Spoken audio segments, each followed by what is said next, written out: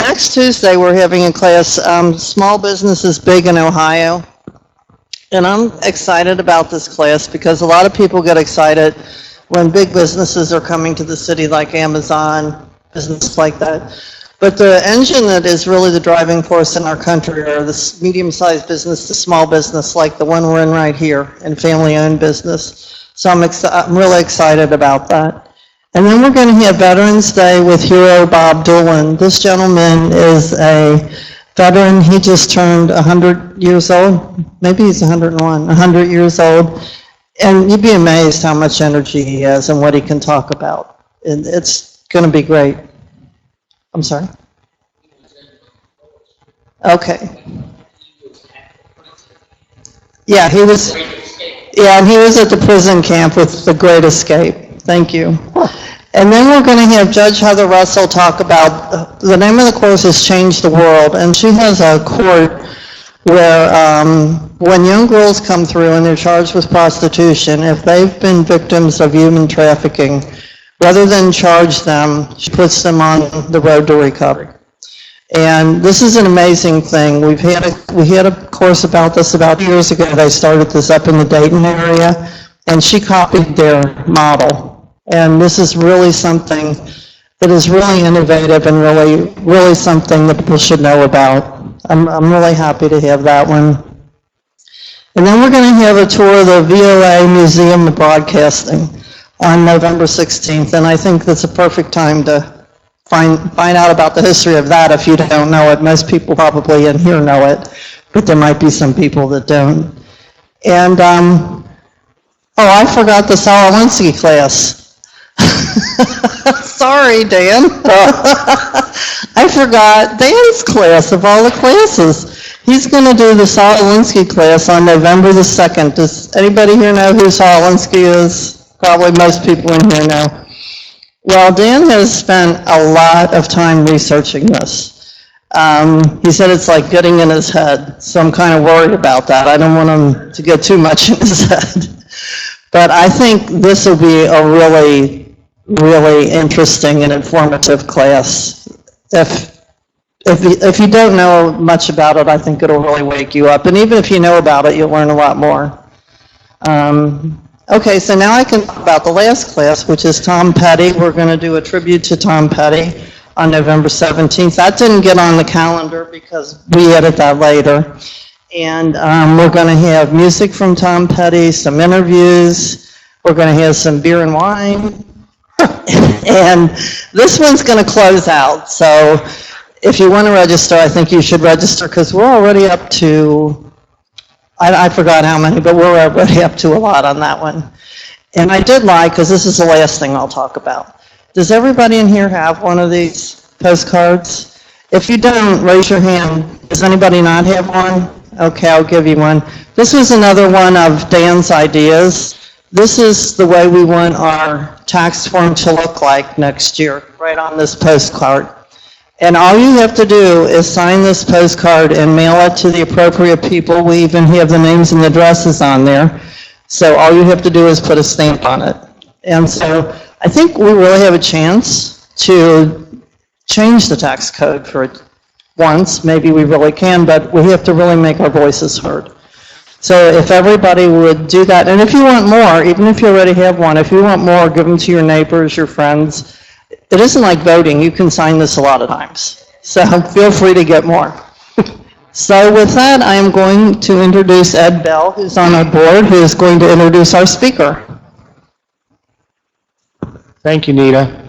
Well, I think I get the honor of introducing our guest tonight because we've known each other since we were both teenagers. And I remember Dale Donovan back when he was working really hard, probably for almost nothing at his dad's shop in Pleasant Ridge. And if you've been in Pleasant Ridge, that was back there since like 1958, I believe, when his dad opened it. And, luckily they had a lot of kids who could participate, but I think really only Dale and his brother Denny were the ones that jumped on board and stuck with it and helped turn it into what it is today. So it's great to have Dale here. As you know, even if he didn't know a thing about cars, I would want him here speaking just because he's just a man of incredible honesty and integrity.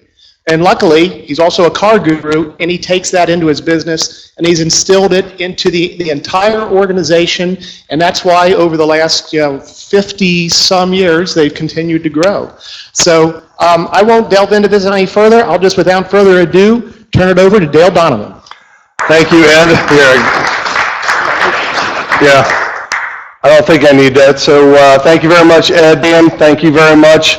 What a place. Wow. I've done a lot of talks and presentations, and this is the nicest one I've been to. The technology is absolutely amazing.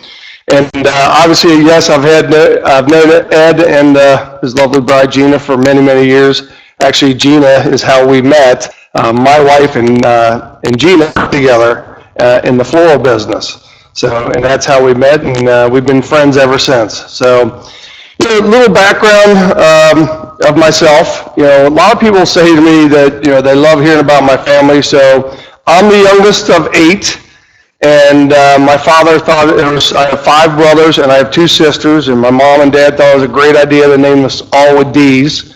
And so when he'd yell at you, it'd be like Denny, David, Dean, Debbie, Don, Donald, Dale. That's all of us.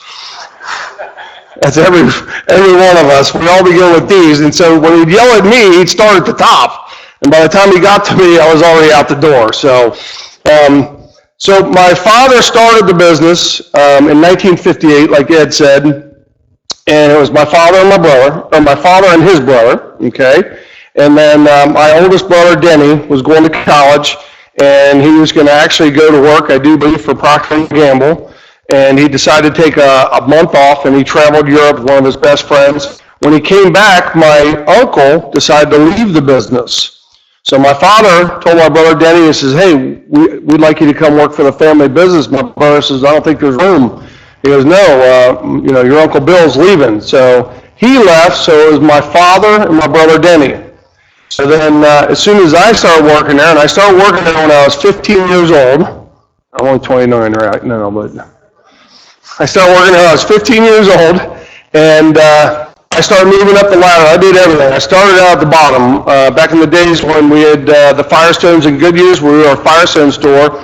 We sold appliances, washers, dryers, refrigerators, room air conditioners, all those things. So I started moving up the ladder, and one of the things that drove me crazy is that I went to the University of Cincinnati, got an associate degree in business management. Drove me crazy was the technicians. They always say, well, we can't do that, or we can't do this. And so I just taught myself, and then I went to night schools. I'd go to night school, and I'd learn as much as I could about cars. So then I actually start working on the cars, and I started moving up the ladder again, and I wanted to know as much as I could. When a car came in, and it wouldn't start, I'd run out there and I'd want to know exactly how fast I could figure out why it wouldn't start. So I started doing that, and then in 1996, when we first started, we were a 2-bay operation, okay? Then I took it from 2 to 4, and we were landlocked. We couldn't get in anymore. I mean, literally, people would drive up, and they'd look in the lot, and they'd go, well, I can't get in there. So people were just driving by. I mean, I would literally see them. I'm like, hey, no. And they drive by. So in 1996, I called a friend of mine who's in commercial real estate, and we moved to our Ridge Road location we have now. So I went from 4 bays to 6 bays, and we thought, oh, this is great. Anybody calls, they have a problem, we'll be able to get them right in.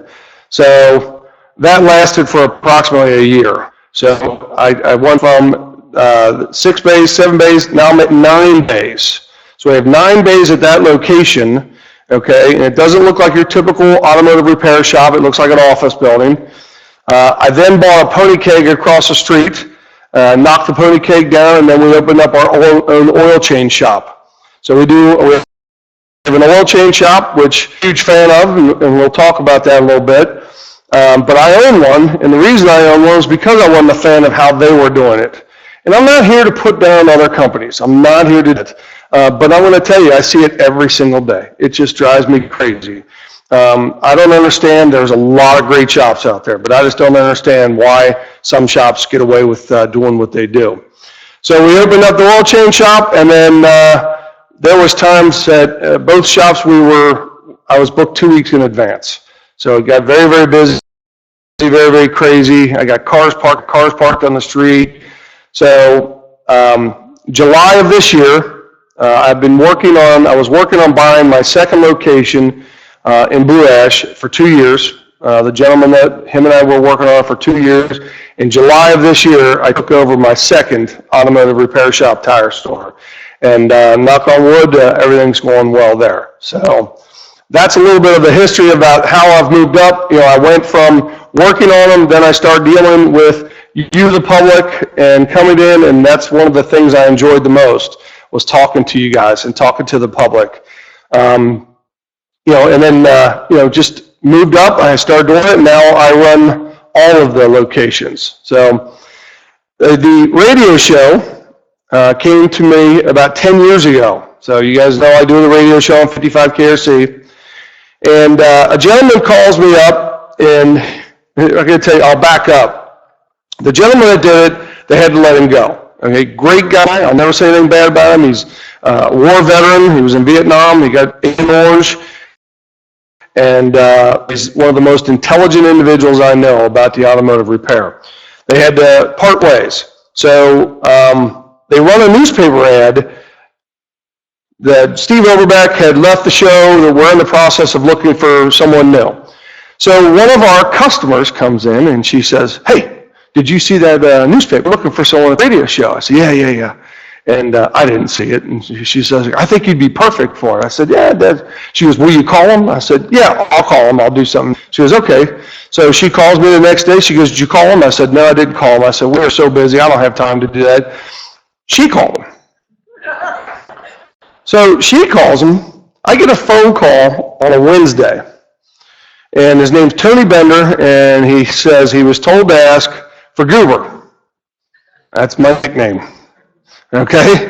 I've been known as Goober since I was born. I was born in 7 months, and I was born with one eye open, and I look like Mr. Magoo. So my grandmother called me Mr. Goober. My brothers and sisters turned it into Goober.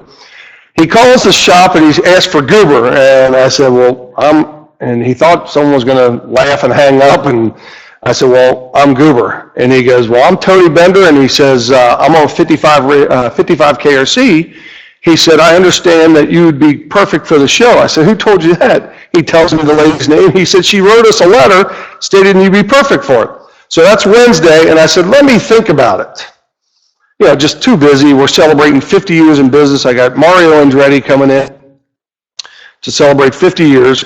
And Thursday, the phone rings. It's him. "Hey, did you think about it?" I said, "Wow, 24 hours, huh?" I said, "No, I haven't had a chance to think about it." He says, "Can I just come and talk to you about it?" I said, "Absolutely. Come on in and talk to me."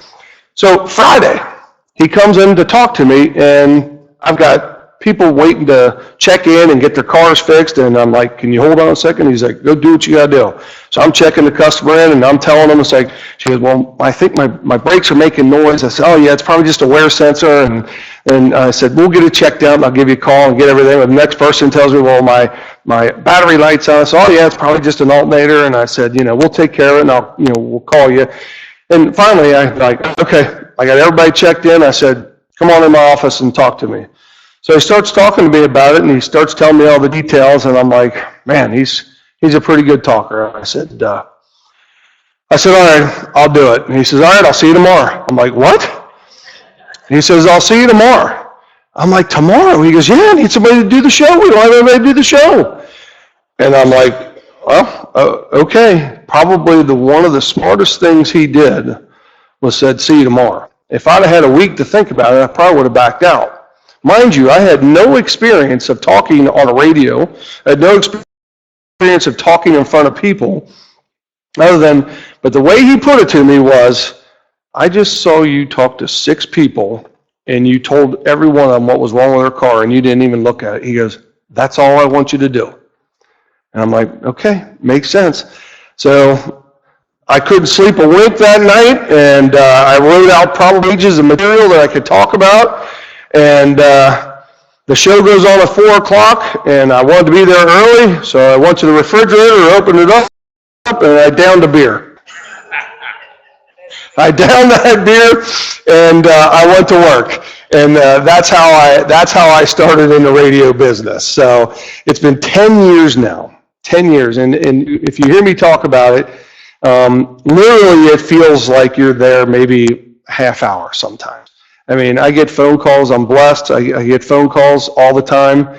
And I really enjoy helping people out. You know, when Ed asked me to do this, I said, absolutely, I'd love to do it, as long as I can fit it in my schedule. So really do appreciate it. So I'm going to give you guys plenty of time to ask questions. We already had a really good question, and I'll kind of touch base on that. But, you know, Ed got down here good advice on what to look for when buying a used car, learn tips on choosing your mechanic and avoiding unnecessary repairs.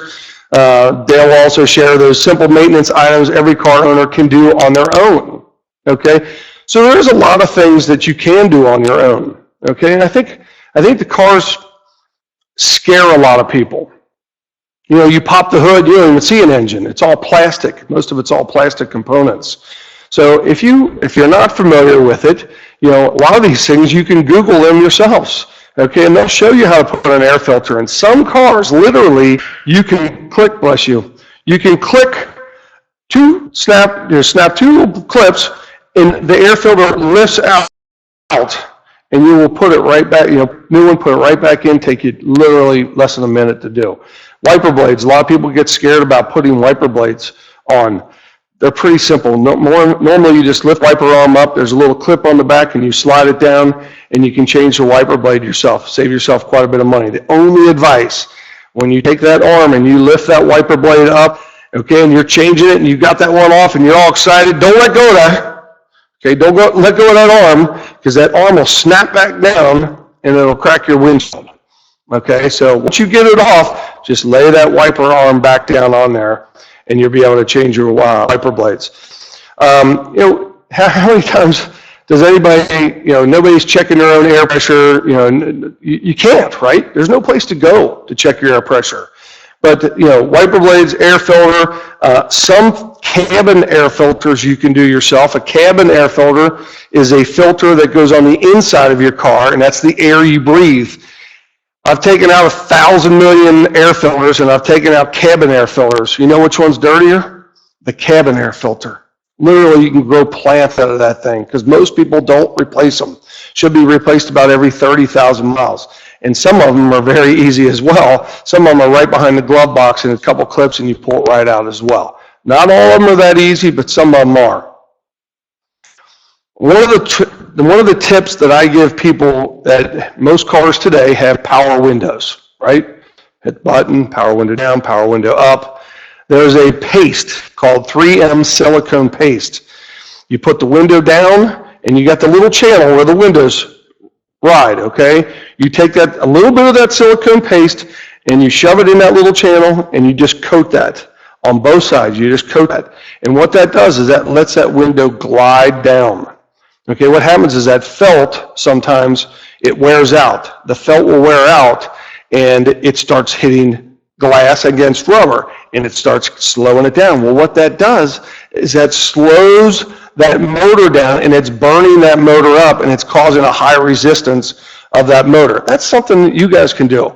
And that's not, even if you're not having a problem, you can do that yourselves. And it saves window motors. Window motors can cost anywhere from, you know, a couple $100. I've seen them as high as $1,000. Some Jeeps are like $1,000. So those are some of the things, you know, look at your tail lights, look at your lights. Everybody gets intimidated about lights too as well, okay? All the bulbs in cars today are changed from behind. So you pop the hood, a lot of times you can just go in and they just unturn and they pop out, all right? When you change a light bulb in your car, you do not touch the glass part. The oil from your fingers gets on that glass, and it doesn't last longer. It doesn't allow it to last as long as it should, okay? So that's one of the other things you can try and do is replace the bulbs, but always check the bulbs. One of the biggest things that people don't ever check is their bulbs for their license plates, right? For the license plate bulbs. So those are all little simple maintenance items that you can do. If you take your car in, make sure that you tell the automotive repair shops that, hey, don't need to check the air filter, cabin filter, I'll replace those blades. Just tell them up front. Okay, so example, cabin filter. Okay, so car comes into my shop, it's got 60,000 miles on it. I've got no history of the car ever being in my shop, but it's got 60,000 miles. Okay, I'm going to call you up. I'm going to say, hey, look, you got 60,000 miles. It's 60,000 miles. You're supposed to change air filter, cabin filter, this, that. This is what you're supposed to do. And then we're going to look at everything, but we're not going to look at cabin filter because it takes time to get them out. But we're going to tell you, you need a cabin filter because it's supposed to be done in this certain amount of time. And you go, aha, you're trying to rip me off. I replaced that. Well, we didn't check it. Okay, I had a lady the other day, we said you needed a cabin filter, we pulled it out, it was brand new, we put it back, didn't charge her a dime. Okay, we will tell you if it's good, we will put it back. Okay, most shops will put them back. So, when you bring them in, try and make sure that you tell them exactly what you've done so that they understand and they know that it's already been done. All right? So, one of the things, if you could go to the home screen for me real quick. Or no, I'm sorry, vehicle systems, you're right. Vehicle systems, keep going up. One more, and we're going to go to instrument cluster. So in that little AC Delco book that you have, okay, they have one of the pages actually, and it talks about the warning lights, okay? I just want to go over some of those real quick just so you understand. A lot of times, and I walk around, I use my hands. My wife's Italian, I'm not, but I'm constantly doing that, moving my hands. A lot of times people freak out when they see a light, right? Okay? Especially the light, that service engine icon down on the bottom left. Service engine icon. People freak out about that, all right?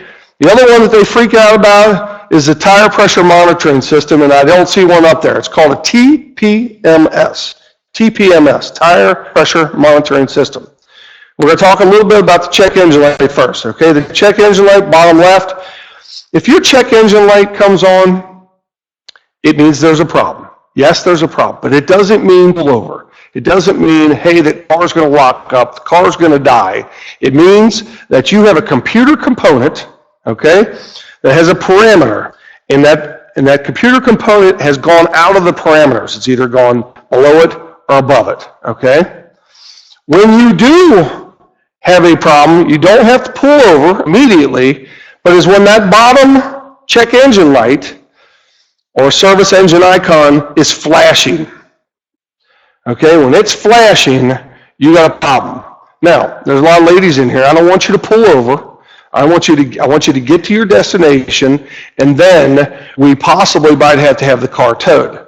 The reason we might have to have the car towed is that check engine light is telling me that we've got an immediate problem, and possibly, and the most common one, is we have an engine misfire. So if you have 4 cylinders, it's only firing on 3 cylinders. 6 cylinders, it's only firing on 5, okay? And the reason that's a problem is because now we have raw fuel going down into the catalytic converter, and that raw fuel will ruin a catalytic converter. And catalytic converters can get very, very expensive. I have seen on some cars, actually, Ed's, the old Ford Escape, or no, you're gone. The Ford Escape was the one that was the worst for it. Ford Escape had 3 catalytic converters. So we got a converter up here, we got raw gas going into it, it catches on fire, and then that converter disintegrates, goes back to the second converter and clogs that converter, okay? So now we got 2 converters bad, but you still have 1 left, all right? And they had a huge problem with them. So we were always told, hey, look, replace all the converters and make sure that when you do this, you replace all the coils along with it, because that's what was going wrong with them. The ignition coils were breaking down, causing the misfire and causing this. I mean, I saw a person that had one, and they drove it there, and it was enough to do damage. So that's the light that when you do this, the service engine soon light, if it's flashing, get to your destination, but then I recommend you have the towed and make sure that you get it to a repair shop, okay? We're going to go to the top one, the temperature sensor. And the other thing is, how many people look at their gauges? How many people really concentrate about their gauges? Okay, good. watch your gauges. Watch them. Know how they're supposed to look. So when they don't look like that, you know that you're having a problem. Temperature gauge. Most 95% of the temperature gauges run right before half. Just a tick away from half, okay? So if it's running above that, you'll see a red line. If it's running above it, it's okay. Cooling fans don't come on until about 225 degrees. 225 degrees, most people's cooling fans don't come on at all, okay, because it doesn't get that temperature. All right, because the air cools it across as you're driving, so it cools it. All right, but what you got to do is you just got to make sure that that gauge stays in the same spot. If it runs a little hot, that's okay, as long as it's not going into red. It goes into red. We're overheating. We're driving. It's late at night. We know what to do, right? What we do is we turn the heater on. We got to turn the heater on. If it's hot outside, turn the heater on. Roll your windows down. Turn that heater on full blast. Okay? Put the windows down so you don't burn yourself out there. And what that is that little heater core is a miniature radiator, and that little heater core is going to cool your car down, so that you don't overheat and so that you can get where you're going and so that you can get to a safe place. In the old days, heaters were controlled by something called a heater control knob or a heater control valve, okay? So what that heater control valve is you got your hot to cold, right? You're over on cold, and when you turn it to hot, it moves this little valve that would open a flap, and now it lets that coolant run through your heater core. That's how they controlled the heat, was a little flap. They don't do that anymore. None of that heater is constantly on, okay? The heater is constantly on. Water is running through that constantly, and the reason they did that is because heater cores were getting clogged up. So if you keep running the water through it, running the coolant through there, it doesn't let it get clogged up. I've got, sometimes I get on a tangent and I want to talk about something, so I had one in today, and a gentleman says, I got a bad heater core. I got a clogged heater core. And I said, okay. And he goes, well, how much to replace this? Well, let's not replace it. CLR. Everybody's heard of CLR. If you have a problem and you've got it to a shop, ask them to try to use CLR. You take the coolant hoses off the heater core. It's a miniature radiator. And you put coolant hoses back on, and then they fill it up with CLR, and they let it sit overnight. That CLR really cleans the heater cores out. I haven't had to replace a heater core because of being clogged probably 2 years since I started doing this.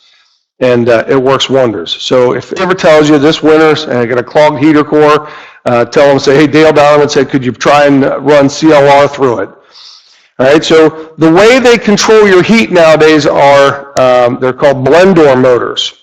So when you take that hot to cold button, there's a little motor that opens and closes and allows that hot air to come in or out. Okay, so if you ever have a car and you're like, I can hear a clicking noise. Okay, it's like click, click, click, click, click, click. That's it. What that is that little blend door motor doesn't know where it is. It's confused. And that little blend door motor just doesn't know where it is, so it just sits there and flaps, okay, and it makes a ticking noise. Very, very common, okay? So the coolant temperature, just got to make sure that you keep an eye on that gauge and know where it runs, all right? Battery. This is probably the most confusing light up there is the battery light, okay? The battery light, I've been doing this since I was 15 years old. I'm 55 years now. Let's just say 56 now. I'm 56 years old now, and I've never replaced a battery that fixed that light. Okay? That battery light comes on telling you that you've got a charging problem. It's not charging properly. And then if you don't get it fixed, then your battery is going to go dead. Okay? So when that light comes on, and I see it 1,000 times, yeah, my battery light's on. It's not the battery I put one in. Yeah, I know it's not the battery, and I know you put one in, but you have to have it checked out. All right. So when that battery light comes on, and if you're in a jam, and I understand it, one of my stores is open on Saturdays, one isn't. And when you're in a jam, you just tell them, say, my battery light's on, can you check the charging system? First thing you do, check the charging system, all right? And then once they check the charging system, they're going to tell you, oh yeah, it's not charging, but man, they missed that battery sale. So you just got to kind of do your own little due diligence. That's why you're here, is because I want to try and help you out with that. Average life of a battery here in Cincinnati, average life of a battery is 3 years. Absolutely, 3 years is the average life. Now, what does that mean? I don't want everybody running out. My car's 3 years old, I need a battery. No, you don't. I had one in, I had a car in today, and the battery was 8 years old. 8 years old. And what I want you to do is at 3 years, when you take your cars in, say, hey, look, you're doing a service on it, you're changing oil, would you do me a favor and just check the battery? Most shops today, we have very sophisticated battery check. They can check it in 5 minutes, and it'll give you a nice printout, and it'll tell you how much cold cranking amps you have left. Very, very accurate. Very accurate. So average life, 3 years. AC or interstate batteries, that's the battery I prefer. Interstate battery is the best battery out there, by far. Oil pressure. On the left-hand side, oil pressure. All right, so oil pressure is very important. So if we got that oil pressure light on, we got a problem, possibly. If that oil pressure light comes on, I want you to be aware of it, but I want you to pay attention to your engine.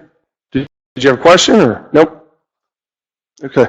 So I want you to pay attention. Some cars have an oil pressure gauge. Some cars have oil pressure lights. Some have both. Okay. Some have oil level sensors. Okay. Pay attention. That oil level sensor will warn you that you're low on oil. Oil pressure is actual pressure, okay, to make sure that the oil is getting pumped up to the engine. If your oil pressure is bad, you're going to start noticing a loud ticking noise. You need to shut that car off immediately. You need to shut it off. You need to get over to the side of the road, get safe, okay, get safe, get it off the road and shut that car off. I'd say 90% of the time when that oil light comes on, it's something called an oil sending unit. The oil sending unit is what's going bad, and that's kicking that light on. I've seen also where because it's just a little tiny hole, and the oil pressure gets into that sensor, and it actually pushes that sensor, and that's what turns the light on or off. Okay, it's that simple of a switch. The oil goes in there, pushes the pressure of the oil pushes this little sensor, turns the light out. Once that pressure drops, that little sensor drops, turns the light on. Well, if you get a little piece of dirt, plug that up, your oil light's on, you're freaking out. Well, you still got oil pressure, it's just blocking the sensor. You're like, oh, you're freaking out, you turn the car off, you start the car back up, the piece of dirt's gone, problem solved. 90% of the time, it is the oil sending unit. It's not a very expensive part at all. All right, I'm going to take a drink of water here real quick. One of the newest systems we got is the ABS brakes, anti-lock brake system. Used to hate it. Back when it first came out, used to hate a lot of it, right? Because it wasn't very good.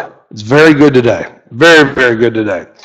So, scenario is you're driving down the road, you lose control, you hit your brakes, you hear this noise, kind of like, your brake pedal's kind of pulsating. It's pulsating so fast you can't feel it. You know what it feels like? You're like, oh my gosh, my brakes went out. Your brakes didn't go out. Your brakes are doing exactly what they're supposed to do. It feels like your brakes are going out, like you have a bad master cylinder, because that's further, because you're freaking out and you're pushing it further, okay? We've all done it, I've done it, and you're freaking out, but it's doing its job. It's not allowing the wheels to lock up.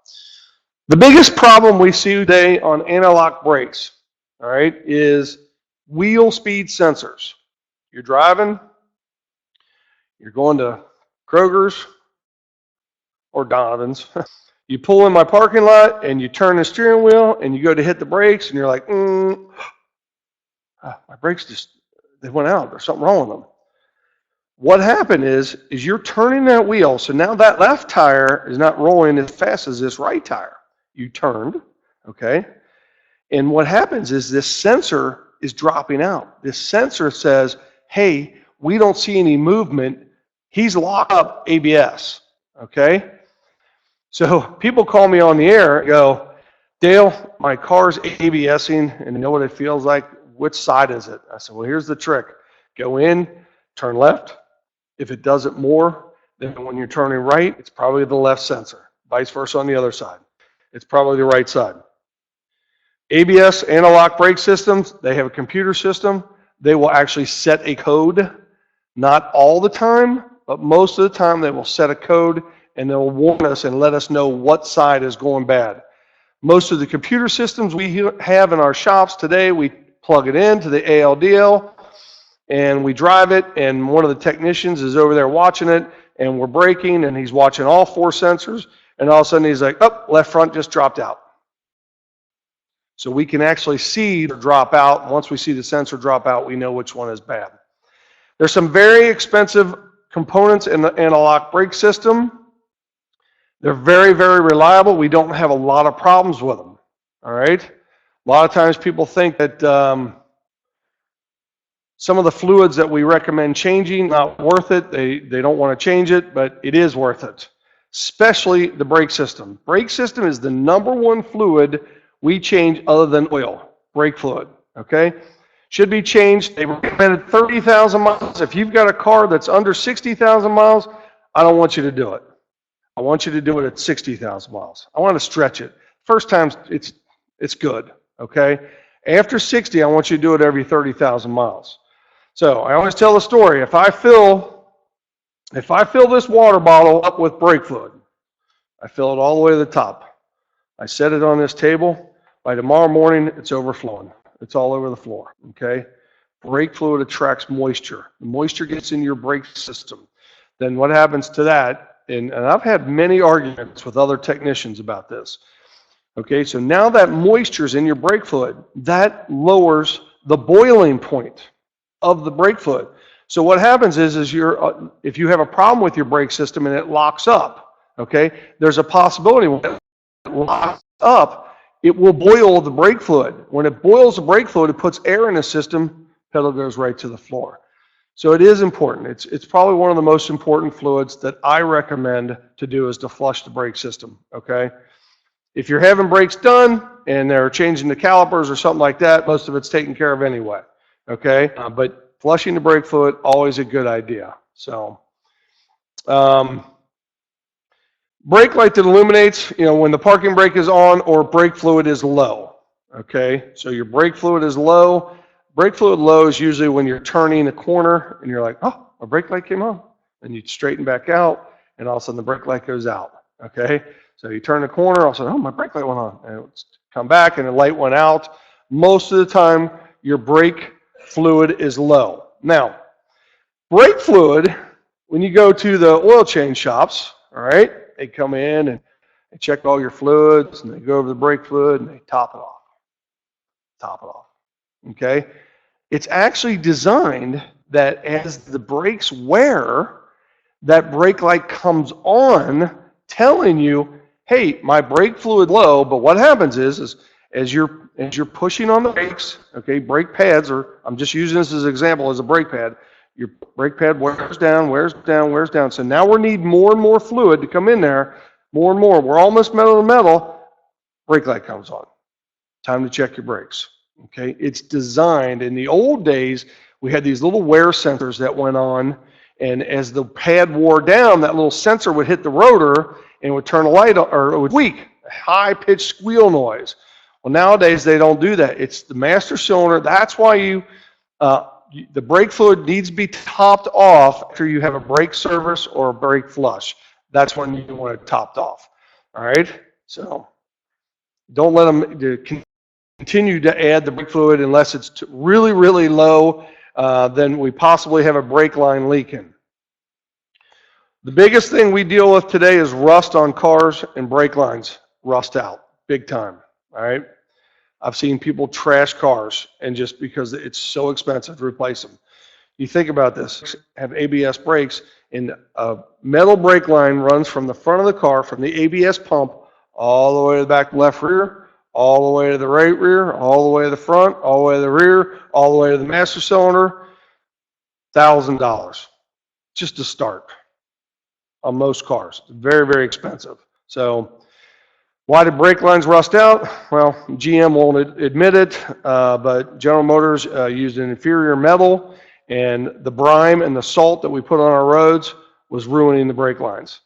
I highly recommend when you guys get your cars washed after a nice snow and they've put all that salt down and all that brine, make sure when you go to a car wash, make sure you get the underneath washed.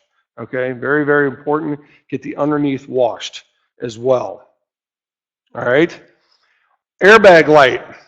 All right, another new system. The airbag light, you understand what the airbag is. It's the airbag in the cars. Well, shoot, there's a lot of airbags nowadays. When we first started, we had an airbag in the steering wheel. One airbag. When I first started doing the radio show 10 years ago, the number one question I got was, how do I disable my airbag? I'm a young lady and I'm really close to the steering wheel and I don't want that thing to kill me. There's no way anybody touch that with a 10-foot pole. No one would unhook them. You can't unhook them. You won't unhook them. Nowadays, they've got them in the steering wheel. They got them in the side. They got them in your seats. Okay, they got them in the side airbags.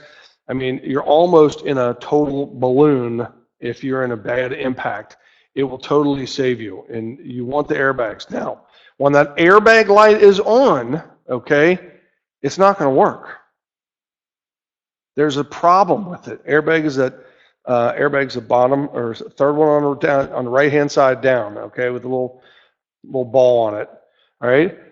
The most common problem for airbags are the little belt buckles, the little buckles where you buckle them in. Okay, not real expensive. Most of the time, here's something that most people don't know: most seat belts have a lifetime warranty. Okay. Lifetime warranty on seat belts. You have a problem, the manufacturer sure doesn't want you to get killed because of that. So when someone has a problem with a seat belt, we make sure we say, hey, look, just double check with the dealer. Not all of them do it, but most manufacturers want to cover the seat belt for the life of the car. For the life of the car. So airbags, not a lot of problems with it. There's not a maintenance item you have to do to it. Okay. Obviously, if you got something heavy on the passenger seat, it'll kick that light on. You can turn that off. Just leave it on. I never turn my airbag, passenger side airbag off. Never turn it off. Just leave it on. Okay. I don't even know why they have that button there, the capability to turn that off. I think it's crazy that they do. All right. Red warning light. If any of these lights turn red, you should stop driving your vehicle and get service ASAP. Any of them turn red, a problem. Okay. They're yellow. It's not an emergency type thing. It's just that they're warning you that there's a problem and they want to make sure that you get it in for service. In the old days, we used to ignore a lot of times customers say, well, I want to ignore the service engine soon light. We don't have an EPA testing anymore. Some older cars, there are some people that don't have the money. I will advise them. If it's something that's the number one reason for check engine, for that light to come on, flashing is a miss. To come on is an evaporative system failure. Evaporative and failure. What that is your gas, where you put the gas in, okay? In the old days, what'd you do? That it was just fumes that just went out into the atmosphere. Well, nowadays they capture that, okay? It's all pressurized. You take off the cap sometimes and you're, all right? So you take that and it's all pressurized, and what they do is there's something called a purge valve. So when that fills up and gets too heavy, they take that gas fumes, they purge them, they go to the front of the car and they reburn them. And they reburn it. Okay? The number one problem for that check engine light is that evaporative system. If you have a check engine light come on and they go, hey, you got an evap problem, what I suggest you do is you take the gas cap off, you examine it, you look at it, there's a seal around it. If it's heavily cracked, get a new gas cap, okay? God love KOI. It's my number one supplier that I use. I'm going to tell you right now, don't put the gas cap there. Sorry. It's not to pick on them. It's not any other. I won't send you to any other aftermarket shop to get a gas cap. I'll send you to the dealer. I'll send you to the manufacturer. They have the best ones. They have the ones that won't fail. There's nothing worse than you replacing a gas cap. Your evap light's still on. You bring it to me. I charge you an astronomical amount to tell you it's the gas cap. Okay, and you're going to be a little, oh, I just replaced it. Yeah, the one you put on is not very good. It's not good. So dealers, that's where I want you to get your gas caps. Okay, it's the evap system. It's a great system, but it is the number one failing part of it as far as the check engine lights going on. All right, that's something you can do yourself too, is look at the gas cap. Every once in a while, just take a look at it. No one ever looks at the gas cap on the car. So any questions on any of the lights? If you don't have any questions, not a big problem, but yes. Second, can you wait for the microphone so the people in line can hear? Sorry, I should have said that in the beginning. Well, that's all right. It just gives me a chance to get a little water. First of all, I have to tell you that when you were standing up there, I said, that's not Dale, Donovan. The image that I have of you on the radio was quite different than I'm better looking in person, right? Yeah. Yeah. Much younger, too. Okay. Much bigger. God, I'm going on a diet. When you mentioned the service engine light, Uh-huh. and you said it's misfiring and you're getting gas somewhere. Now, I don't have the light problem at all, but I am getting, and I don't know if it's related to the gas cap, but like the last 3 times in this month, I've had an odor of fuel, a fuel odor in the front of my car. And then it eventually goes away, but I was kind of wondering. Okay, so let me go back to the misfire. So you understand that the spark plug goes down into the cylinder, okay? So the spark plug goes down on top of the cylinder, all right?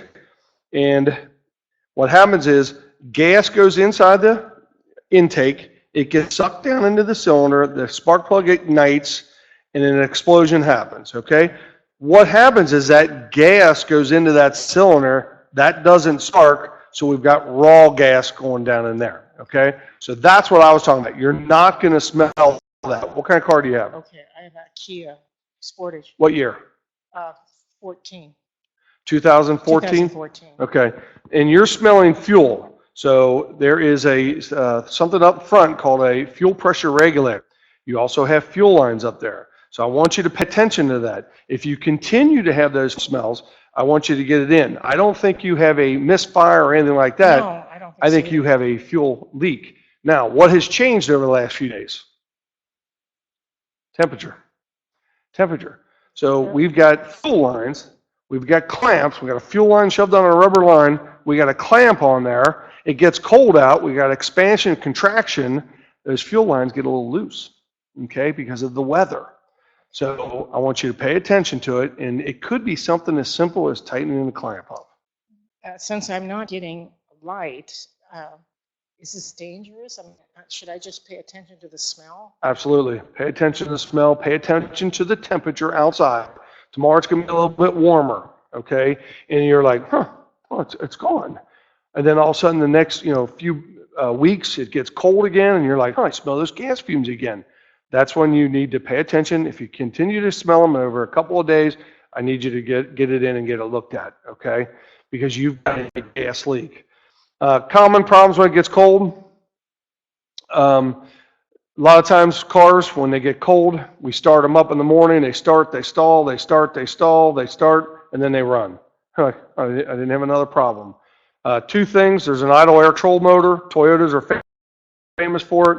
Toyota has an idle air control motors going bad.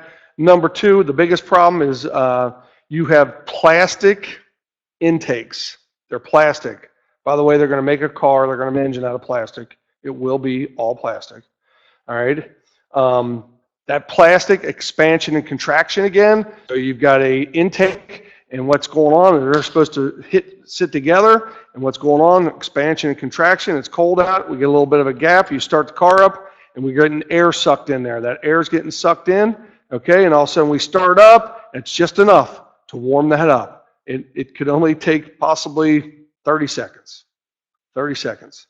But sometimes it lasts a lot longer. But if you start noticing you've got a starting problem, it's cold, you know, I didn't have a problem all summer. All of a sudden it's cold now, it's starting installing. The most common problem is a vacuum leak, all right, a vacuum leak. So any other questions on your lights? Go ahead. Did you have another one? We'll get your car fixed.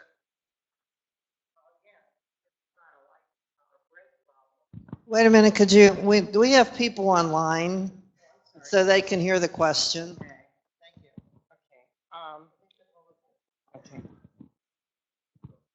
This has been happening ever since I got the car new, is that when it's very damp or raining outside and I back down my driveway, I'm getting that big squeal in the brakes. Is that a problem?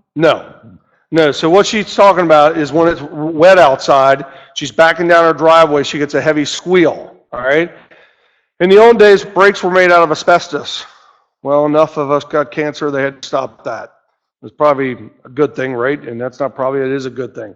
So they were made out of asbestos. So a lot of the brake pads there are made out of metallic and ceramic. So if you ever walk by someone's car and you go, wow, look how rusty that rotor is. I've seen them rust overnight. So what's happening is when you're backing down, you got some moisture in there, okay? You got moisture in that, in between the rotor and the brake pad. You're backing down, and it's all of a sudden it's rubbing some of that rust off of the brake pad as well. Then you drive down the road, squeak is gone, okay? It's nothing to worry about. Most of the time, squeaking brakes is not something to worry about most of the time, okay? One of the things you could do, two things you can try and do, with a garden hose, you can just kind of rinse them out. Just try and rinse them out a little bit with a garden hose. Another thing you can do is you try to stop suddenly. I mean, make sure nobody's behind you, go into a parking lot, what have you, and give it a good hard stop. The reason is I'm trying to break some of that dust out of there, and I'm also trying to break some of the rust off of the pad as well. Why brakes squeak is because there's movement in them. Okay, there's a little movement. So you're sitting there and that brake's just like, and it's squeaking, okay?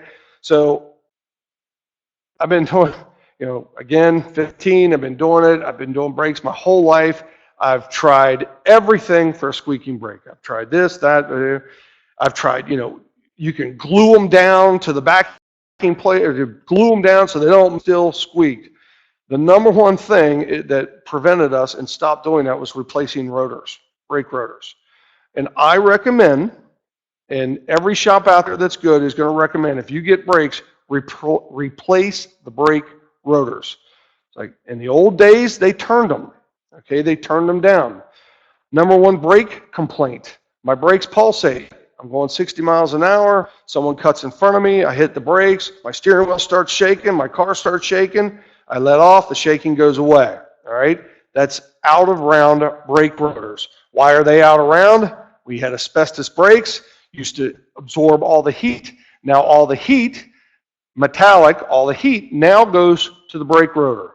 I've seen brake rotors glowing before, glowing red before, okay? They've gotten so hot.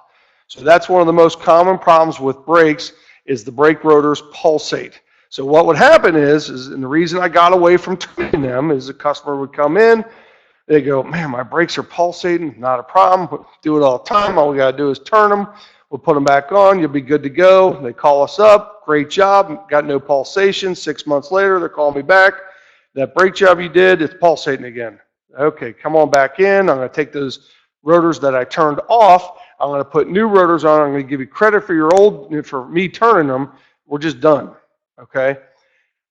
We cut down on brake problems. Probably 50% of the problems have gone away since we start replacing brake rotors, and that's been at least 10 years now. Sometimes it is even cheaper to replace them than it is to turn them. Okay? I really don't advise turning them whatsoever. And that goes for drum brakes as well, rear drums, also replace them, okay?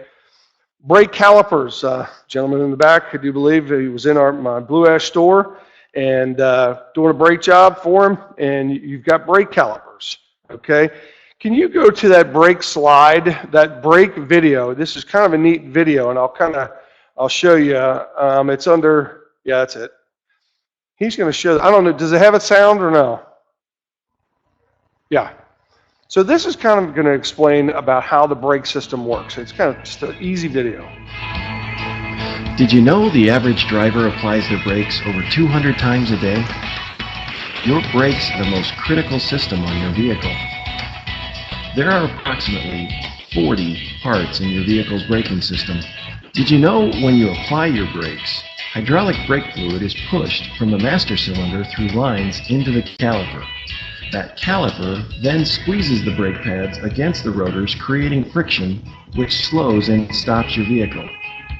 Brake pads are made up of fibrous material that gradually wears away each time we put brakes. The rotors are metal discs, which also wear, but at a slower rate.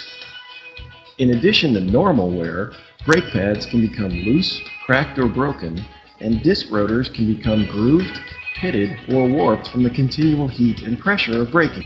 To ensure safety and reliability, regular brake inspections should be part of your vehicle's ongoing maintenance. So the system that they showed there is the exact system he had. That was a 4-piston system, okay? And you saw how the 2 pistons came out and pushed the 2 brake pads together. Most cars aren't like that. There's 1 piston, okay? So that piston goes in, pushes that pad against there, and what it does is it pulls the caliper this way. So that's how it wears both calipers, okay? Toyota goes to a 4-piston system. So you saw those round pistons, the little round pistons that went in on his particular car, and I just did another one just like it. The pistons froze in there. They get that little boot, gets a little hole in it, gets a little water in it, they freeze up, and then the brakes end up locking up, okay? Brakes aren't very difficult. I will be totally honest to everybody there. They're not hard, but you have to know what you're looking for, and you have to know when you're doing the brakes what to lubricate and what to make sure that that pad doesn't get frozen in there as well. So brake system, very important. I highly recommend that you use a professional to do it. If you guys want to try it in your backyard, don't hesitate to call me. I tell people all the time how to do things, and I love helping them out. I'm just like you guys. I like to save money too. Ed knows, right? I spend money like it's nothing. Brakes for Breast, yeah. So we gave away every October, I give away brake pads. Okay? So thank you very much. Every October I give away brake pads. And, you know, people, nothing's for free. Nope, it's free. I'm here to tell you it's free. What we do is we give the pads away. I make my supplier, thank you very much, KOY. I make my supplier supply them for me. I don't pay for them. They supply them for me. They give them to me. Okay, I do the brake job. It's on your ticket. It's marked free. I give those to you. Then whatever your brake job costs, I donate 10% to the Cleveland Clinic for breast cancer. Is everybody familiar with it, what it is? Is everybody familiar with it? What the Cleveland Clinic doing, what he's doing and everything? So Dr. Vincent Toy has a vaccination that could save it, you know, so it's outstanding. Good. So one of the things Ed talked about, when you go to take your car in for repairs and you want to make sure that you're going to an honest repair shop. Very good question. I'm not going to talk bad about anybody. All I'm going to say is I highly recommend you stay away from the box store. The box store. And then guess what? They're buying up everybody. They're buying up all the mom and pops. They're buying them up, and these poor little mom and pops are going out of business. And the guy that I just bought my business from in Blue Ash, his son was out of town. He's like, Dad, my air conditioner went out. He's like, well, just, you know, take it to a shop and have it looked at. So he took it to one of the box stores. They go, yeah, a rock hit this condenser and you got a hole in your condenser and it's going to cost you $1,200 to fix it. I've been doing this since I was 15, again, for the 19th millionth time. I can put on one hand how many times I've seen a rock break a condenser, for one. And we looked that condenser up. It was $600 to replace it. Parts, labor, everything. They wanted 12. We would do it normally for $600, and it was not discounting anything or anything like that. Do your due diligence. Do your Google reviews. Most people have cell phones. Do reviews. Look at them, okay? The best way to find that technique, find that shop, ask your neighbors, ask your friends, and Google them. Look at their reviews, okay? And to make sure that they're a good shop. Before you're going to get to your question here in 1 second. The other thing you can do, when you go into a repair shop, you go in and you walk in and you're like, yeah, I think my alternator is bad. So, okay, we'll take a look at it and we'll give you a call. Okay, with no problem, but you know what? I want my part back. You want your part back? Yeah, well, I just want my part back. Well, there's a core charge on it, and we're going to have to charge you the core charge. Well, that's okay. That's okay. I want my part back. What that says to that guy is, uh-oh, this person knows what they're talking about. They want their part back, okay? So they want to see their part. So it just sends a signal. So when you come in, he goes, well, here's your part. Oh, can I see it? Yeah. Oh, that's my alternator? Yeah, that's your alternator. Okay, well, I don't want it. Take it back. They'll take the core charge off. But you just put a signal into their mind that you know what you're doing and you want your part back, okay? So it's just one little trick that, tells that guy that you really knows what she or he or knows what they're talking about. So that's one little thing that you can do. But reviews and looking, for, just do your due diligence as far as finding them out. Just a second, please. I'll give you the microphone. We have people online. To what are you referring when you refer to the box store? What am I referring to as the box store? So I'm an independent dealer, okay? So I'm a local guy. So the big box store, and Tire Discounters is a locally owned store, okay? A big box store would be, without naming names, but I will, is the three letters that come together. That's not owned locally anymore. AAA is not owned locally. That's what I consider a box store, okay? Bridgestone Firestone, not a huge, I sell their product, okay? But it's a box store, okay? It's not locally owned. That's what I'm referring to as a big box store is that. They're big franchises, okay? They're big franchises and so that's one of the things that you can do when you come in. Just tell them you want to see the parts. I don't care if you forget, whatever. The key is you ask for it. And that's all. You don't have to really take the part, just ask for it. Yes? I'm sorry, I've got another one. I thought at the beginning you mentioned that you had a store for changing oil. Uh-huh. And I thought you were going to say something about that. Yes. Did you, and I missed it? No, you didn't miss it. You didn't miss it. So I'm trying to get to, some of the things that Ed wanted me to go over, and that was one of them. So I'm not a big fan of them. I'm really not a big fan of them, but I own one. And the reason I own one is because I saw a lot of people get taken advantage of. Before I went to open up an oil change shop, I always go through other people's shops and go look, and I drove in to get my oil changed at some big chain store. Drove in there, and this other guy's in there, and the guy's changing his oil, and the technician just takes the air filter out. I'm like, wow, it's brand new. Throws it on the counter for the salesman. He looks at the guy and he goes, hey, do you want an air filter? The guy goes, I guess if I need it, go ahead and put it in. He goes, all right, we'll put it in. I'm like, it was brand new. But, he felt like, he didn't lie to him. He didn't say you needed one. He said, do you want one? So I'm not a big fan of that. I'm not a big fan of these oil change companies doing all of the services, because I just don't feel like they're set up. In my oil change shop, it's pretty much, Gina and Ed have used it for many, many years. You go in, you go out, they check all your fluids, they check the air pressure, they check the lights, check the wipers, check the air filter, stuff like that. But they're not coming in. You see this?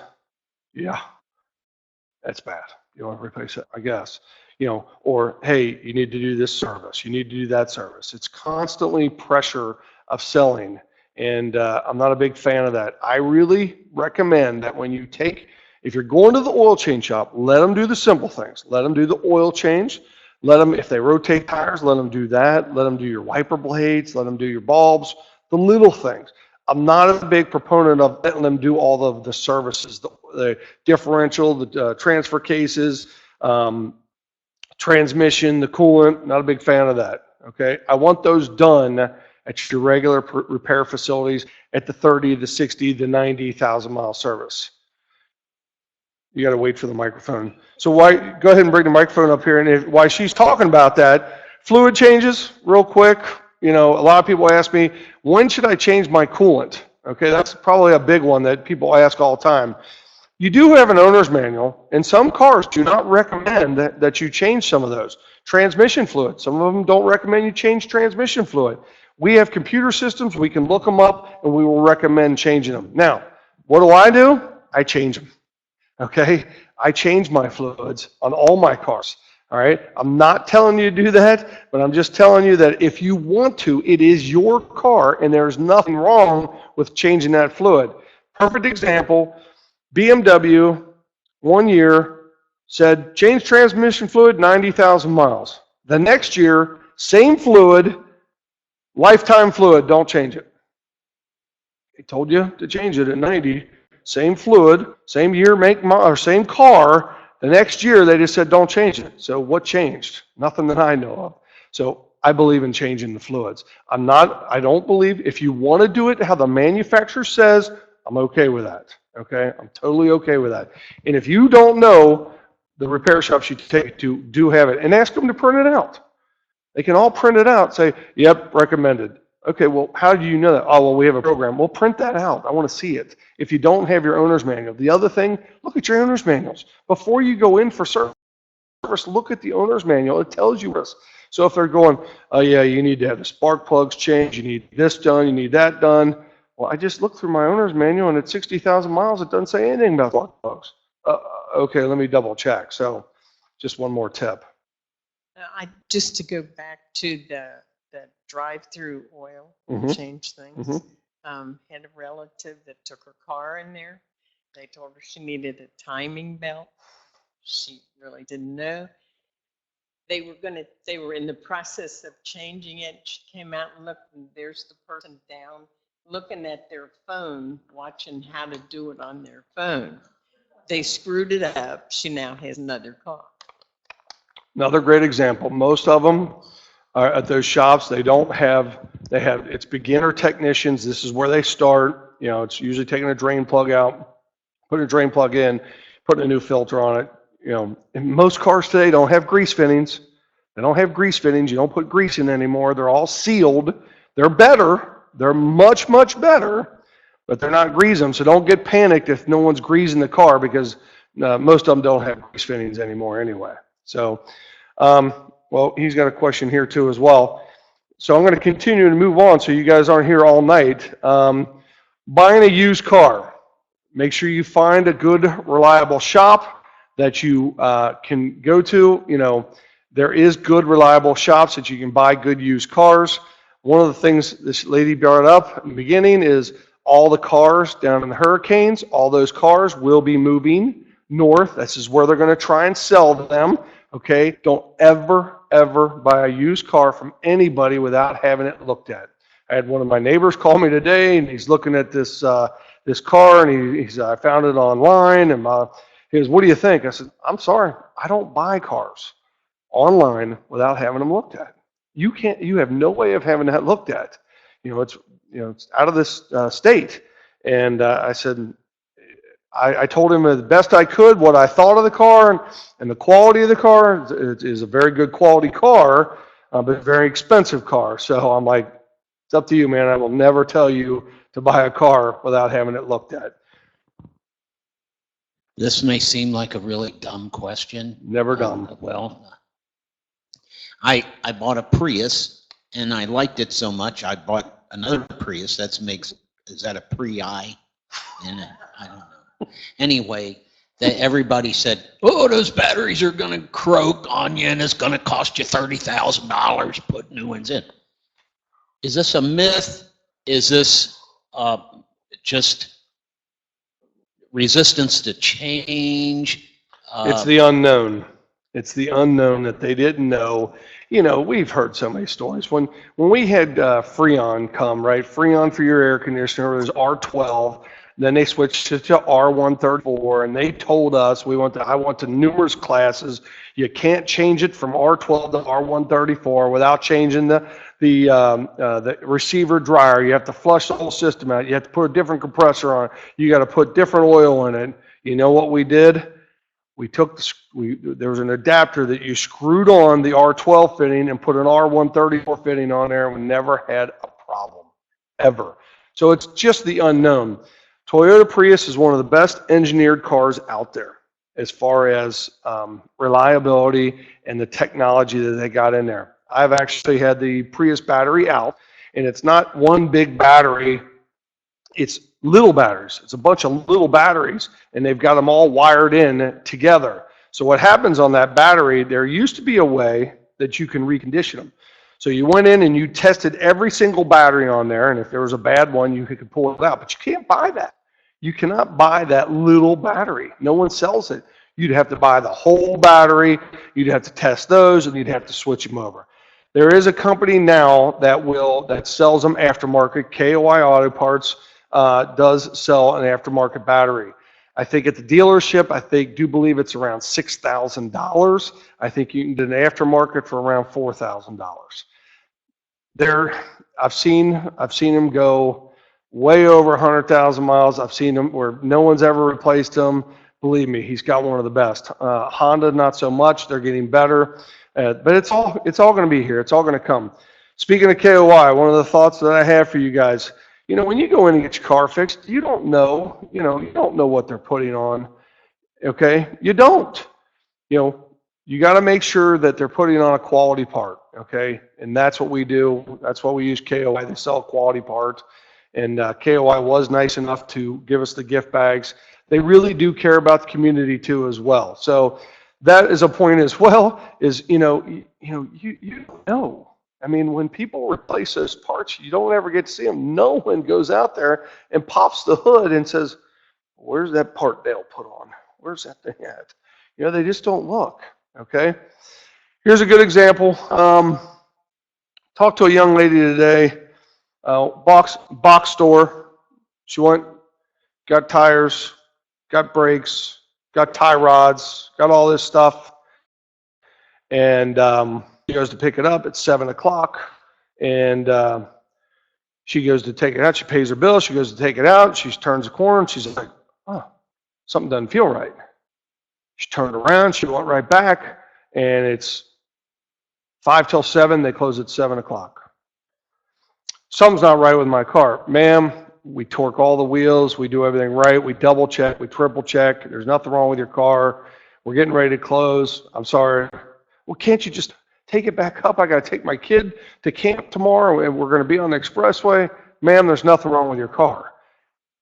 She drives out of there, proceeds to go down the street. She says, there's something wrong with this car, sees another repair shop, pulls in there. They're closing as well, but they were nice to say, you know what, bring it in. We'll take a look at it. She's got the video. Not one of the wheels was tight. Not one. Okay? She could have been killed. Okay? She drove back. That shop would not touch it. They said, nope, we touch it reliable, which is not true. They should have tightened it. I would have tightened it, and if you tighten it and you torque it and you do it the way it's supposed to be done, it would have been fine. She drove back. Okay? They're in there doing their checkout, and she's banging on the window. They won't answer. And finally, the guy opens the door because he's got to leave, and she's like, my wheels are falling off. I've got a video. He did nothing. Nothing. She had to leave the car there. She had to call her husband. She came, picked him up. She went back the next day, and the guy says, she says, there's something wrong with my car. He goes, well, we might be able to get to about noon. Left it there. You have to know the people you're dealing with, okay? All right? Price isn't everything, okay? It's who you trust is what you want. It's who you trust to make sure that they're going to take care of your car. I think it became a big problem for her. I think she got a bunch of coupons from the place. She's never used them. But, you know, I'm not saying that I don't make mistakes. I'm not saying I am perfect. I am saying that you have to know, you have to trust who you're dealing with. She said, what would you have done? I said, I would have taken your car in. I would have repaired your car. If you'd gone anywhere else, I would have gone to your house and picked you up. I would have done whatever it takes to get your car fixed. It's just the way we are. You have to be better, okay? You have to be better. I'm going to open it up for questions. You can ask me anything, either it's about repairing your car, about where to take your car, about maintenance on your car, any type of a question. You know, cars are difficult, but they're getting better. I mean, back when I first started working on cars, 30, 60, 90,000 mile service. 30,000, you change the spark plugs. 60,000, you change the spark plugs. 90,000, you change the spark plugs. You change the belts, you change the hoses. You did all of that. Most cars nowadays, they don't get their first service till 100,000 miles.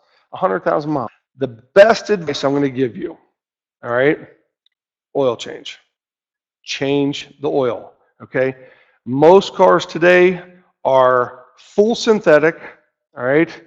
I think time is more important than anybody. If you're driving a Honda, right now and you're going 7, 8, some of them go 10,000 miles, I think that's crazy. I want you to use a full synthetic oil, and I want you to change it between 6,000 and 7,000 miles. Normally, your light will come on around 8,000 miles, and it'll tell you you got that left. That's when I recommend you do it. When it comes to 20%, get the oil change. Use a full synthetic oil. It's a better oil. It gives you a longer time. If you don't use a full synthetic, you use a regular oil, conventional oil, I want 3,000 miles. When you tell somebody 3,000, they usually go 4. When you tell somebody 6, they go 7, they go 8. Okay?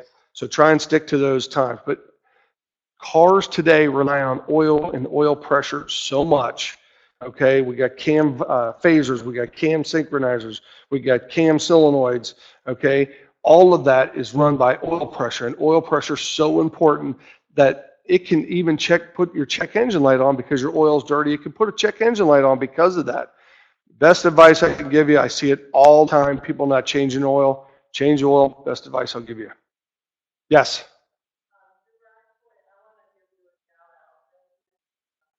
You have the sign, can people hear me now? Okay, I want to give him a shout out, and maybe you can talk a little bit, because I'm always amazed by this, about the car you give away every year. Yeah, so every year I do an extreme makeover. Sometimes I do 3 in a year, and I try and spread it around. I try and get other shops involved. So basically, I get a car from Goodwill, do a big radio blast, and we ask people to donate their cars. And I'm telling you, there's some amazing people out there. There's some caring people out there. One lady donated a brand new Subaru. She donated it. We went over it. Didn't have to do much to it, but she auctioned off. I now have, and we just did a blast, and we're doing a car. It's a 2001 Toyota Avalon. It has 53,000 miles on it. 53. It looks brand new. The back seat has never been sat in. So I brought the car in, and I got it today, and I go over this car with a fine-tooth comb. I want to know everything that's wrong with it. I said, it's not due for a timing belt by age, it's due by time. I said, we're going to do a timing belt, we're going to do tires, we're going to put, if it needs brakes, shocks, struts, whatever it needs, we go ahead and do it. We fix it all up, and then we auction it off to Goodwill, and we raise money for Goodwill. So I do that every single year. This Toyota, it's got a brand new alternator on it from Toyota. It's got a brand new battery on it from Toyota. It's got a brand new timing belt that was just done on, and this person just, her and her husband said, we don't need it anymore. We're going to donate it. So they donated. So I'm going to fix it up, and we're going to raise money for Goodwill. So I do that every year. I do the Brakes for Breast every year, every October. So if you can remember it and think about it in October, you need brakes, come on in. Both my locations do it, and we give them away. And I love doing it. So Goober, we got a question online, and then I'll get to the lady's question there. okay. Are there restrictions on switching to from different coolant types, such as not mixing or adding one type to another? Great question. Great question. So most cars have a particular coolant. Toyota uses a red coolant. Someone uses a blue coolant. Some people use an orange coolant. Some people use a green coolant. Okay, I have a coolant. It is called a global coolant. I can use it in any car. So the most important thing is, let's say you have an Audi or a Volkswagen. I don't want you to use that. I want you to use Audi or Volkswagen coolant. They're very specific on that. But most other times you can buy a global coolant and you can mix it. Most important, I don't care what coolant's in there. If you're overheating, you can put water in it. You can put whatever you want in there to get it cool, but then go ahead and have it flushed. So if in an emergency, put anything in there, coolant-wise. You can mix them, match them. It doesn't gel or anything like that. The easiest way to do it is a global coolant. So if you were to come into my shop and I said, hey, look, we got to get your coolant out of there. We're going to go ahead and exchange it. We're just going to pull it out, put new in. I would use a global coolant. It goes with anything. Great question. I have two questions. Okay. And the first one is regarding oil changes. And sometimes I have always heard, in previous cars that I've owned, it should be every 3,000 miles. But now with the newer cars, I have a 2011 Toyota. Mm-hmm. My manual says 5,000 miles, Mm-hmm. but it's getting up there in age. It's close to 100,000 miles now. Would you suggest I continue with the 5,000 or go back to the 3,000? What type of oil are you using? Full synthetic or regular conventional oil? I really don't know the answer to that. So then, I just go into my mechanic and So then I would recommend, I'm good with it. You're doing it regularly? You do it regularly every 5,000 miles? Do you do it on a regular basis? Yes. Okay, and you're going 5,000 miles now? Or Yeah. Okay, so since you're doing it regularly and you're going 5,000 miles, I'm fine with that, but I want you to go to a full synthetic oil. The reason I want you to go to a full synthetic will let you go longer. So that's fine. If it was a conventional oils only last about 3,000 miles, okay? So if you're going to 5,000, do a full synthetic oil. Full synthetic. Full synthetic. Okay, and when you first started out, your talk tonight, which I really appreciate, being able to be here, you said, watch out for unnecessary repairs. And I just had struts put on my car because it was close to 100,000 miles. Is that a necessary repair? Same car, Toyota? Yep, It's a necessary repair. it is. This Okay. Toyota that I just got in, I'm going to replace all 4 of them. Toyota's probably the worst for struts. Probably one of the worst is for the Toyotas. The struts go bad on them all the time. Struts go bad. We're horrible about replacing them. I mean, I'm horrible about it. It's a very expensive job. Okay, very expensive. If she had fronts, she probably paid somewhere around $1,000, I would imagine. And if you do replace the struts, and it is available, there is something called a complete strut assembly. It comes with a spring, it comes with a strut top. That's the best way to do it. And it gives you the least amount of problems. But no, we don't do a good job replacing them, and the reason we don't do a good job replacing them is because they are very expensive. If you have one that is leaking and rusting out pretty bad, we recommend it, absolutely.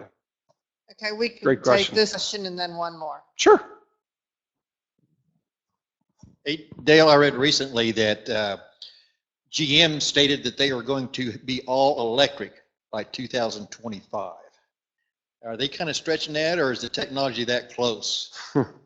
Oh no, technology's there. But do we have the infrastructure to support it, though? I don't think so. I've been told that we're going to see the gas engine around for past 2025 easily. We're still going to see that gas engine, okay, because the electric car can't go, from here to California. It can, but it's going to take you quite a while, and you're going to have to stop quite a bit. So, the Prius, that's the better way to go. Is that, obviously the electric car is here. I mean, if anybody's ever driven a Tesla, and you know what a Tesla is? Do most of you know what a Tesla is? I've been around cars my whole life. That is the fastest and neatest car I've ever driven in my life. If you ever get a chance to drive one, go in to see one, it's unbelievable. So I was at a meeting, I forget where I was. I think it was out in California. And we Uber everywhere because we fly in and then we have to, Uber everywhere. And so we Uber and I Uber and I'm like, we're getting a Tesla X. So the guy comes and doors come open. Even the other door comes open automatically, just opens. And he's like, don't touch the doors, everybody. They'll close themselves. The doors close. He's driving down the expressway and I'm like, oh, you got the automatic driving one? Yeah, you want to see it? Yeah. Just hits a button. Here, this car goes down the road. How do you change lanes? Easy. Turn signal. Car looks around, moves right over. Okay. One of the neatest things I have is adaptive cruise control in my wife's car. My wife's car is a Toyota Sequoia, and you're driving to Florida, and you set the cruise control. Traffic slows up. You coast. With the adaptive cruise control, you set it and you forget it. You don't touch that gas. My son took it to Florida. He didn't touch the gas pedal for 4 hours. As a car cuts in front of you, there's a sensor. It sees it and it slams on the brakes and slows you down. Okay? If you come up to traffic, you're coming up to traffic and you're going 65 miles an hour, wouldn't want to speed. We're going 60 miles an hour, 65 miles an hour, and the traffic slows down up there, it automatically slows down for you. You don't touch the gas. Technology is there. The technology is amazing. You're not going to have starters in the future. You're just going to hit a button. It's going to know what cylinders has compression on it. It's going to fire that cylinder. Car's going to start. So the technology is very, very neat. So, yes. Is there any make or model of car that has least maintenance over all the others? I like the ones that need a lot of maintenance. That's a great question, and believe it or not, that's how I recommend cars. I recommend a car because of ease of working on it and expense, okay? If you're going to come in and I'm going to do a maintenance and you're happy, I'm happy, we're all happy, okay? You get a car that's hard to work on, very expensive to work on, very complicated, it's just problems. I love Toyota. I have 2 of them. I love Hondas, okay? I like the Subaru. On the fence on it again. Believe it or not, the inexpensive car that I like that has come a long way is the Hyundai, okay? I do like the Fords, the GMs, the Chryslers, the small cars. They're all doing a much better job. They really are. They're all doing a much better job. My advice to you, I had a guy call my shop today. He goes, Dale, I listen to your show all the time. He says, I'm getting ready to buy a car. I got Toyota, Honda, or Toyota, Honda, and his last one was Nissan. Okay? I'm just not a Nissan fan. Why am I not? He goes, why don't you like Nissan? I said, complicated, not very common. Don't see a lot of problems with them. But when I do, it's a kind of a complicated problem. Sometimes it's never something simple. I said, I'm a Toyota guy. I own 2 of them, so I like the Toyotas. And the reason is because they're easy. I don't ever have any problems with them. Okay? Honda's the same way. I'm not going to say anything bad about the Hondas. The Hyundai, like I said, it's come a long way. Okay? The Hyundai has really come a long way. All right? But as far as maintenance goes, I'd say those are the two cars that I like the best. Toyota and the Honda. Dale, I have put a fine point on what you were saying about having a car looked at before you buy it. About a year ago, as you know, I bought a Toyota RAV4. I needed a car that was a few years old, so I went to the dealerships and looked around, saw a car that just looked absolutely beautiful, a Toyota, and took it down to the 3rd generation of Donovans, who are now running the shop in Ridge. So that's very unusual in itself, by the way, for a business to make it through to 3 generations. So Dane put it up on the rack and looked at it. I mean, everything looked to the layman like me is beautiful, but he pointed out where there was a bunch of welding done and the car had been wrecked, and Carfax did not catch it. So, I mean, that happens. It happens on occasion. So I just wanted to put a point on it. It's the best money you can ever spend to have somebody look at a vehicle that looks great to you and you think you want to buy it, and even if it comes from a reputable shop, I'd still recommend having that. So.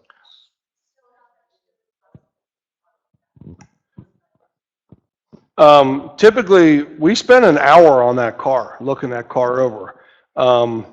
If anybody's here and they want me to look at a used car, I'll do it for half price. That's what we do for our good customers. We basically charge them half price, okay? So $50 an hour. Yeah, my labor rate, I'm not afraid to say it, I'm $102.80 an hour, okay? $102.80 an hour. That's what the labor rate is. I can guarantee you one thing, all right? I stand behind what I do. Everybody in my shop stands behind what they do. Okay, I'm not going to rip you off. You come in and you go, I need brakes, and I say you don't need brakes. You don't need brakes. Okay, there's too much good work. There's too much easy work. Okay, and there's a lot of shops out there that I see day in and day out that just rip people off and drives me crazy. Okay, I can't get through it enough that I just want you. You don't have to take it to me. There's lots of good shops.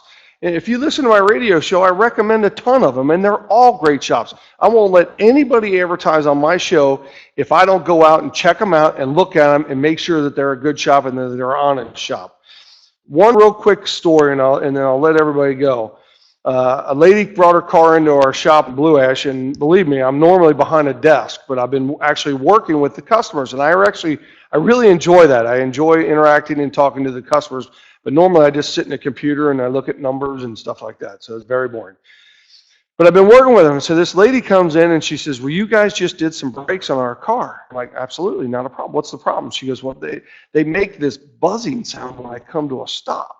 I said, a buzzing sound, can you describe it? She goes, yeah, I'm coming to a stop. And all of a sudden it goes, I'm like, oh, well, your anti-lock brakes they think the brakes are locking up. I said, so we just have to get it in and take a look at it. And so I grabbed one of the technicians. I said, hey, go run the codes on this car and check it out. And he goes and he runs the codes and he comes back and he gives the codes. And one of the codes was for an ABS pump problem. Okay, so then we take that code and then we put it into a computer system and then it tells us how to go to diagnose the problem. Okay, the very first thing that the code said was check the battery of the car. The problem with the car was that she had a defective battery in the car, causing her ABS not to work. You have to have a good battery in the car to make sure that all of your computer components are working properly. So that's why it's always important to make sure that when they go in, that you're getting the cars looked at. These computer cars today, and these cars are all computers, all right, they have to have a good battery in the car. Very, very important that they have a good battery in the car and a very good connection on the car. So they're very reliable, and the computer systems are a lot better than they've ever been. But hey, thank you very, very much. I really did enjoy it. I appreciate it. And don't hesitate. You know, I love to help people out. If I can help you out, don't hesitate to give me a call. All right? Thank you. Thank you all for coming tonight. I think he was just amazing. So thank you.